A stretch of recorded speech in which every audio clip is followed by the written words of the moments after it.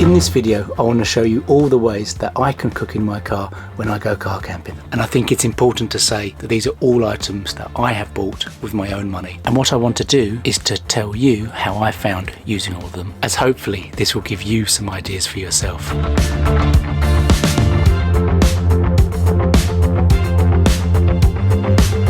On my channel you'll find two main car camping playlists. One is of the car camps I've actually done, and the second is of reviews and tutorials. I have three ways of cooking in my car. The two main ways involve gas and electric. The first way is by far the most simplest, and that is by using my trusty 24-hour thermos. Now you'll be surprised what meals you can make with this. Obviously it's good for coffee and tea, but you can also make things like pot noodles, pot mash, you can heat through vegetables. Like I say, you'd be quite surprised what you can actually use it for. And a thermos is perfect for a 24-hour trip, but it's also perfect if you're on a budget, because I think of all the methods I use, it is by far the cheapest. A little tip that I found from using my thermos is that if you wrap it in something overnight, then it helps it to retain its heat for the morning. A thermos is up there in a total stealth way of cooking. Now what stealth cooking means for me, it means I can cook in my car without the need to open any windows. So I can keep all my blackouts on, I can keep the windows shut, and you would never know I'm in there cooking. Now the next thing I use for cooking, and that is the car camping gas stove. Now this is by far the best and the fastest way to cook when you go car camping, but with that it has its own limitations. Now yes, on the one hand you can use a gas stove on the beach to cook fajitas, or you can use it to cook food in the village green. And some people will even use it to keep warm in their car. But for me, as much as I like using the gas stove, it is by far the worst for stealth cooking. When you use a gas stove, you need to make sure you have windows wound all the way down, and that you need to make sure you have a lot of ventilation in your car. You also need a CO2 alarm. Now I do have a CO2 alarm, and mine has actually gone off twice on different car camps. Now the reason why you need to have very good ventilation when you're cooking with the gas in a car is due to carbon dioxide. Something I found when I've used the gas stove in the car is that I've had really bad headaches, which I can possibly attribute to the buildup of carbon dioxide. And that's why now I will only use the gas stove in the car if I can make sure I can have windows wound all the way down before I cook, during cooking, and after cooking. And by doing that, I've avoided getting headaches afterwards. So for me, I will only take the gas stove with me if I know I'm not going to be somewhere where I want to be stealthy. Now the next method is using electric. Now this is by far the most expensive method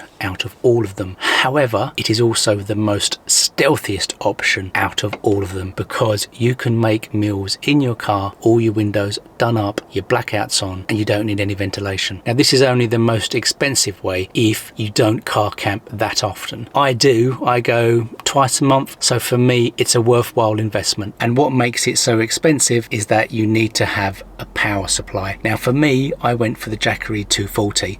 I have a separate video on that, which I will put a link to in the description, and within that video I will run through all the advantages of having a Jackery and what you can use it for. But in terms of how I use it for car camp cookery, well, the first is by powering a 12-volt electric kettle. Now the electric kettle that I have got, once again, I have done a separate video on that already, and I'll put a link to that in the description as well. Now this kettle I absolutely love, and it always comes with me on every car camp. A tip for using it is if you use water from a thermos, then A, the water in the kettle will boil a lot faster, and B, it will use 50% of the battery power to boil as well. Now essentially what you can cook with a 12-volt kettle is clearly going to be exactly the same as what you can cook with a thermos. The only difference being the water will be boiling when you use it, but the biggest difference is the fact that you can boil more water. Now this method again enables total stealth, even if it's only for boiling water to make your morning coffee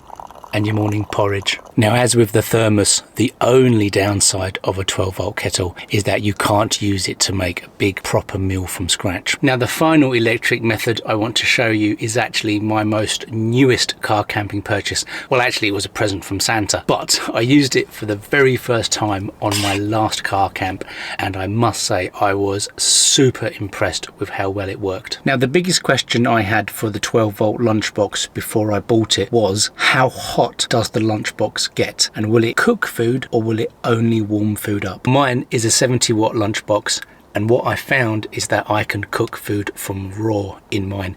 In fact, it cooked vegetables and beef in 2 hours. Now, it is safe to say the 12-volt lunchbox is quite power hungry. For 1 hour on the Jackery, that took 20% of the battery. But if you have it plugged into your 12-volt in your car when you're driving, then you only need to put it into the Jackery when the car's not moving. And this item will fall into the category of total stealth cooking. The only difference with this method is that you can have a proper cooked meal and keep all your windows up and your blackouts on. Oh, and it doesn't need a CO2 alarm either. So whatever method is better for you in terms of car camping will depend on how often you go car camping, where you go car camping, and what type of foods you want to eat. But I do hope you found this video useful, and if there's any questions that you want to ask me, feel free to ask them in the comments and I'll get back to you. And in the meantime, until next time, take care.